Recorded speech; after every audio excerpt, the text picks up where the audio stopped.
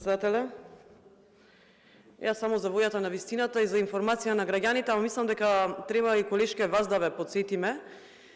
точно како се одвиваше измената на Кривичниот законник во 2023 година. Прво,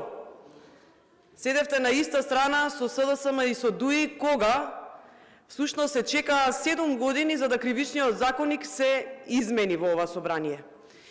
И да ве потсетам како се измени во 2023 со дополна на дневен ред, без никаква претходна најава, без консултација со експерти, како што овој пат го направивме преку јавна расправа, сите експерти дојдоа, си кажаа своји забелешки, се применија дел од забелешките во законот, тогаш со европско знаме, преку дополна на дневен ред, се внесе измената на Кривичниот законник. Ама тогаш не слушнавме, ние баравме со години да се внесат измените за инкриминирање на многу кривични дела во делот на насилството кон жените, но немаше слух за да се внесат тие и тогаш само со една единствена измена да се амнестираат криминалците од СДСМ и ДУИ од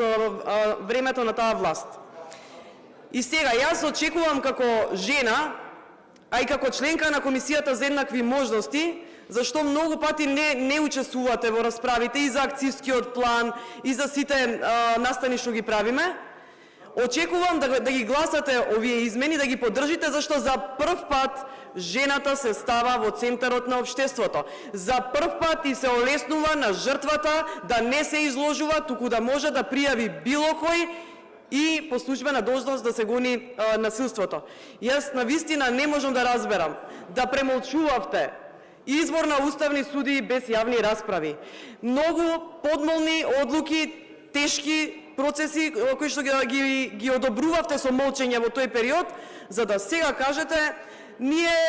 нема да го поддржиме. Прво, вие како жена и како единствена жена во пратеничката група, вашите колеги мажи, треба да искажат солидарност со вас и треба да се гласа законот, зашто за прв пат се унапредува жената, односно се унапредуваат правата на жртвите и буквално на семено насилство, но не само на жените, буквално на цели семејства. И затоа апелирам уште еднаш до вас, немојте политикански да се однесувате овде, зашто на вистина за прв пат имаме власт која со консензус носи одлуки, која со консензус, со консултација на експерти и буквално секоја фела која што е засегната од одреден закон, буквално со широка дебата се носат закони. Така е донесен и овој закон и затоа барам да го поддржите.